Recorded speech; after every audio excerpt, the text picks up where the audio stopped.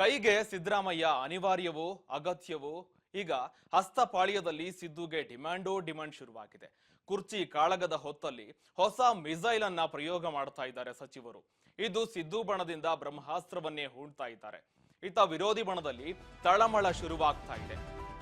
ಸತೀಶ್ ಜಾರಕಿಹೊಳಿ ಆಯ್ತು, ಮಹದೇವಪ್ಪ ಆಯ್ತು, ಡಾಕ್ಟರ್ ಪರಮೇಶ್ವರ್ ಆಯ್ತು, ಈಗ ಮುಖ್ಯಮಂತ್ರಿ ಉಪಮುಖ್ಯಮಂತ್ರಿ ಡಿಕೆ ಶಿವಕುಮಾರ್ ಸಿದ್ದರಾಮಯ್ಯ ಪರ ಬ್ಯಾಟ್ ಬೀಸ್ತಾನೆ ಇದ್ದಾರೆ. ಹಸ್ತಪಾಳ್ಯದಲ್ಲಿ ಸಿದ್ದುಗೆ ಡಿಮಾಂಡ್ ಶುರುವಾಗ್ತಾ ಇದೆ. ಫುಲ್ ಡಿಮಾಂಡ್ ಶುರುವಾಗಿದೆ. ಕುರ್ಚಿ ಕಾದಾಟದ ಮಧ್ಯದಲ್ಲೇ ಫುಲ್ ಡಿಮಾಂಡ್ ಶುರುವಾಗಿದೆ.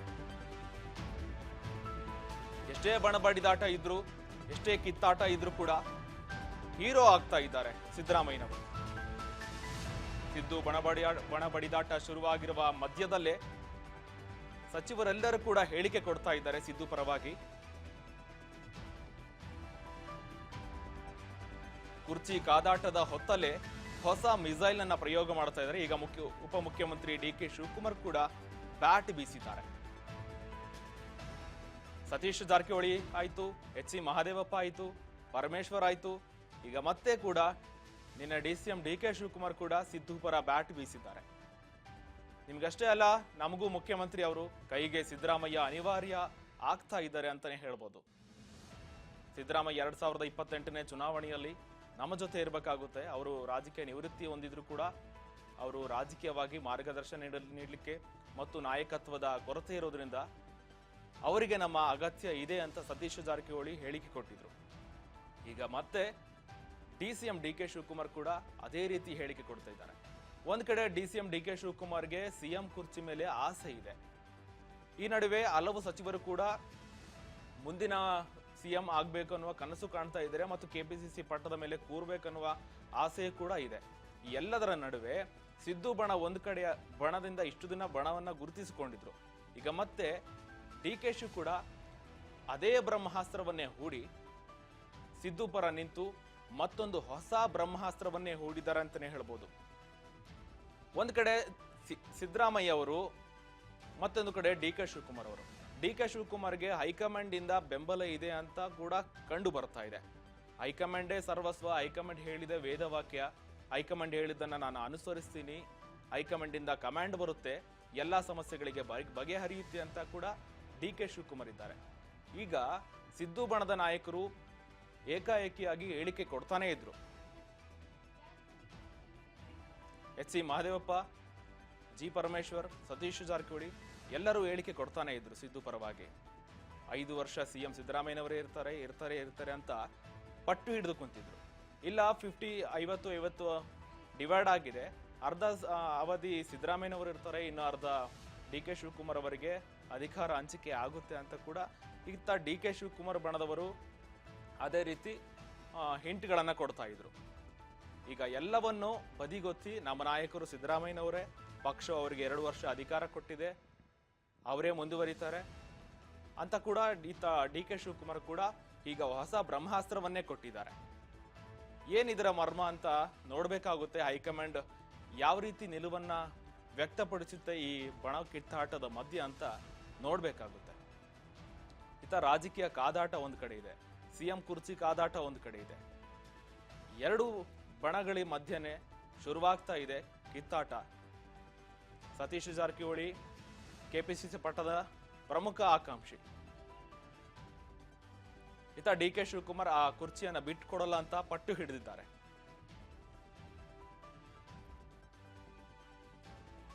ಡಿಕೆ ಶಿವಕುಮಾರ್ ಆ ಸ್ಥಾನವನ್ನ ಮುಂದುವರಿಸಬೇಕು.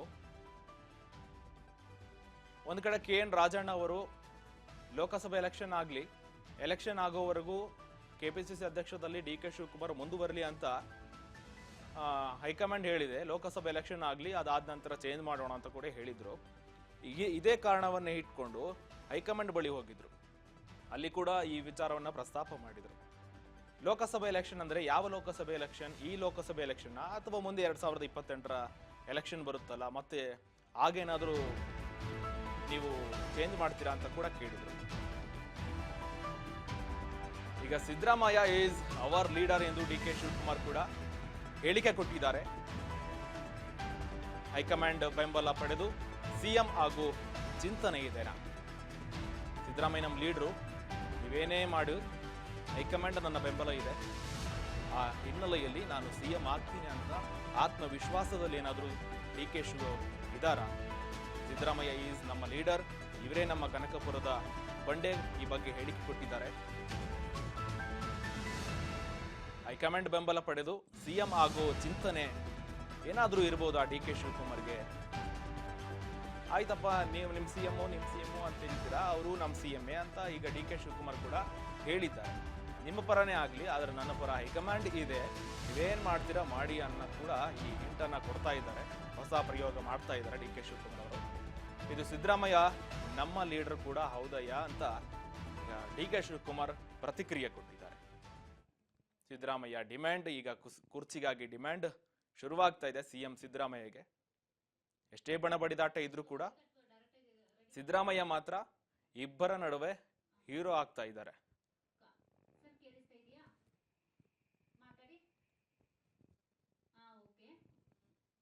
ಸಿದ್ದರಾಮಯ್ಯ ಅವರು ಸಿದ್ದು ಬಣ ಬಡಿದಾಟದ ಮಧ್ಯೆ ಈಗ DK ಶಿ ಬಣ ಬಡಿದಾಟ.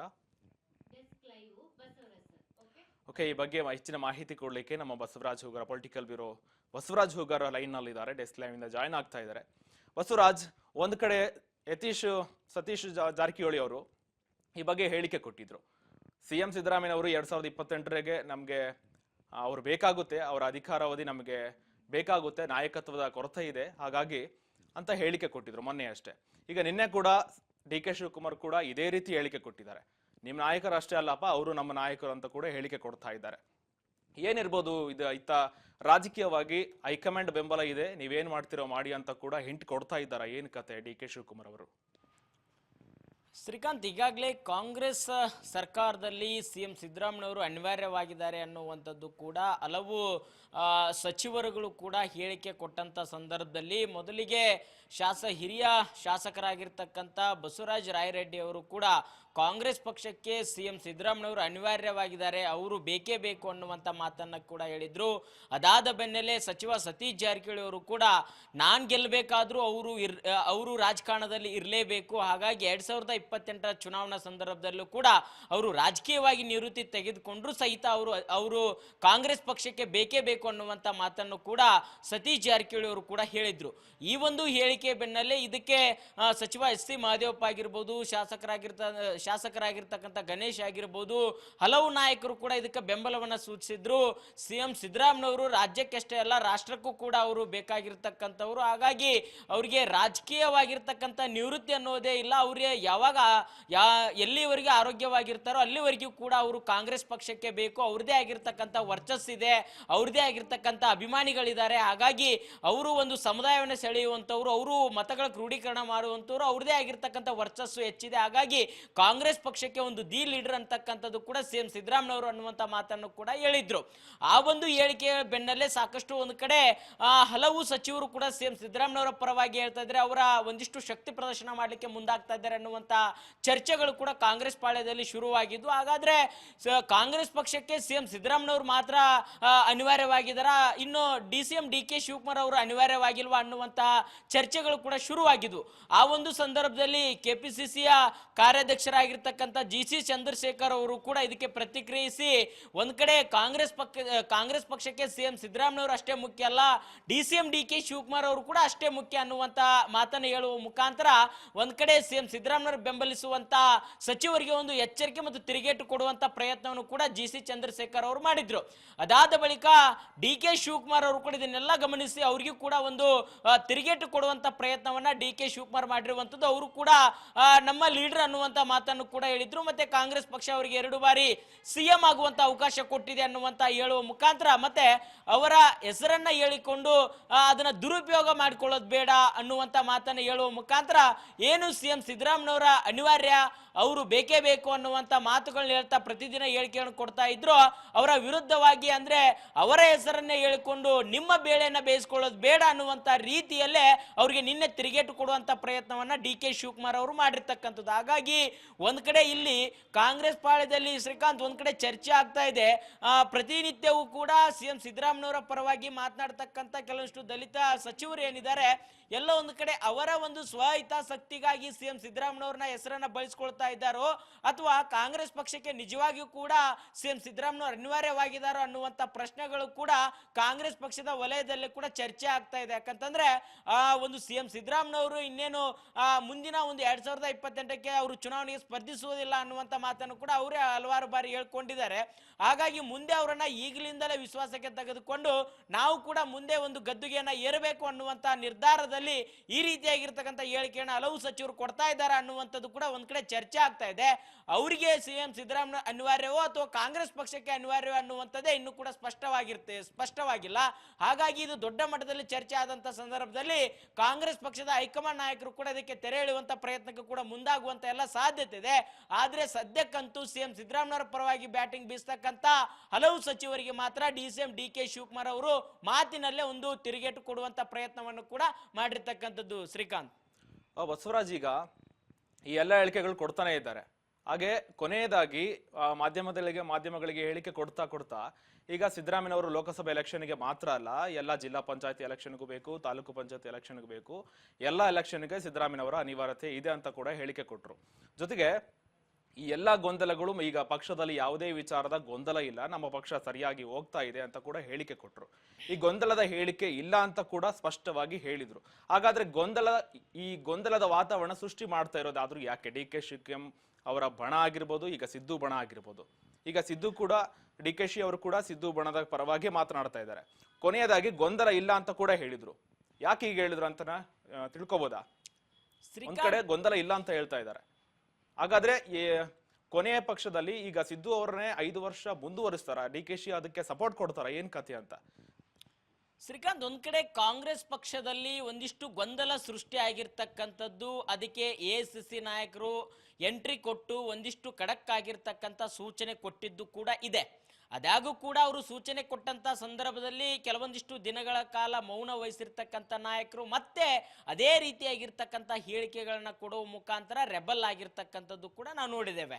ಸೊ ಈ ಒಂದು ಹಿನ್ನೆಲೆಯಲ್ಲಿ ಒಂದ್ ಕಡೆ ಸಿಎಂ ಸಿದ್ದರಾಮಯ್ಯನವರ ಪರವಾಗಿ ಮಾತನಾಡ್ತಕ್ಕಂಥ ಕೆಲವಷ್ಟು ಸಚಿವರು ಮತ್ತೆ ಸಿಎಂ ಒಂದು ಪೂರ್ಣಾವಧಿ ಸಿಎಂ ಆಗ್ತಾರೆ ಅನ್ನುವಂಥ ಮಾತುಗಳಾಗಿರ್ಬೋದು, ಅಥವಾ ಕೆಪಿಸಿಸಿ ಅಧ್ಯಕ್ಷ ಸ್ಥಾನ ಬದಲಾವಣೆ ಆಗ್ಬೇಕು ಅನ್ನುವಂಥ ಕೂಗಾಗಿರ್ಬೋದು, ಇವೆಲ್ಲವನ್ನು ಕೂಡ ಹೇಳುವ ಮುಖಾಂತರ ಕಾಂಗ್ರೆಸ್ ಪಕ್ಷ ಒಂದಿಷ್ಟು ಗೊಂದಲ ಸೃಷ್ಟಿ ಆದಂತಿದೆ ಅನ್ನುವಂಥದ್ದನ್ನು ಕೂಡ ತೋರ್ಪಡಿಸ್ತಾ ಇದ್ದಾರೆ. ಆದ್ರೆ ಇದಕ್ಕೆಲ್ಲವುದನ್ನು ಕೂಡ ಡಿಸಿಎಂ ಡಿ.ಕೆ. ಶಿವಕುಮಾರ್ ಅವರು ಕೂಡ ಮೌನ ವಹಿಸಿ ನಿನ್ನೆ ತಾನೇ ಹೇಳಿರ್ತಕ್ಕಂಥದ್ದು, ಯಾವುದೇ ರೀತಿ ನಮ್ಮಲ್ಲಿ ಗೊಂದಲ ಇಲ್ಲ, ಸಿಎಂ ಸಿದ್ದರಾಮಯ್ಯನವರು ಅವರು ಕಾಂಗ್ರೆಸ್ ಪಕ್ಷಕ್ಕೆ ಅನಿವಾರ್ಯ, ಅವರು ಲೀಡರ್ ಅನ್ನುವಂಥದ್ದು ನಾವೆಲ್ಲರೂ ಕೂಡ ಒಪ್ಕೊಳ್ತೇವೆ. ಇನ್ನು ಕೂಡ ಲೋಕಸಭೆ ಚುನಾವಣೆ ಅಥವಾ ಇಷ್ಟೇ ಅಲ್ಲ, ಮುಂಬರ್ತಕ್ಕಂಥ ಸ್ಥಳೀಯ ಮಟ್ಟದ ಚುನಾವಣೆಗಳಿದಾವೆ, ತಾಲೂಕ್ ಪಂಚಾಯತ್ ಆಗಿರ್ಬೋದು, ಜಿಲ್ಲಾ ಪಂಚಾಯತ್ ಆಗಿರ್ಬೋದು, ಈ ಒಂದು ಚುನಾವಣೆಗಳು ಕೂಡ ಸಿಎಂ ಸಿದ್ದರಾಮಯ್ಯನವರು ಬೇಕು. ಹಾಗಾಗಿ ಅವರು ಈಗ ಸಿಎಂ ಆಗಿದ್ದಾರೆ. ಪಕ್ಷ ಕೂಡ ಅದನ್ನೆಲ್ಲ ಕೂಡ ಪಕ್ಷ ಕೂಡ ಅವರಿಗೆ ಜವಾಬ್ದಾರಿ ಕೊಟ್ಟಿದೆ. ಎಲ್ಲವನ್ನು ಕೂಡ ಯಾರ್ಯಾರು ಏನೇನೇ ಹೇಳಿಕೆ ಕೊಡ್ತಾರೆ ಅಥವಾ ಯಾರ್ಯಾರು ಏನೇನು ನಡೆದುಕೊಳ್ತಾರೆ ಎಲ್ಲವನ್ನು ಕೂಡ ಪಕ್ಷ ಗಮನಿಸುತ್ತೆ. ಸದ್ಯಕ್ಕೆ ನಮ್ಮ ಪಕ್ಷದಲ್ಲಿ ಯಾವುದೇ ರೀತಿ ಗೊಂದಲ ಇಲ್ಲ, ನಮ್ಮ ಸರ್ಕಾರ ನಡೀತಾ ಇದೆ, ಅದಕ್ಕೆ ಸಿಎಂ ಸಿದ್ದರಾಮಯ್ಯನವರು ಕೂಡ ಸಿಎಂ ಆಗಿ ಕಾರ್ಯನಿರ್ವಹಿಸ್ತಾ ಇದ್ದಾರೆ.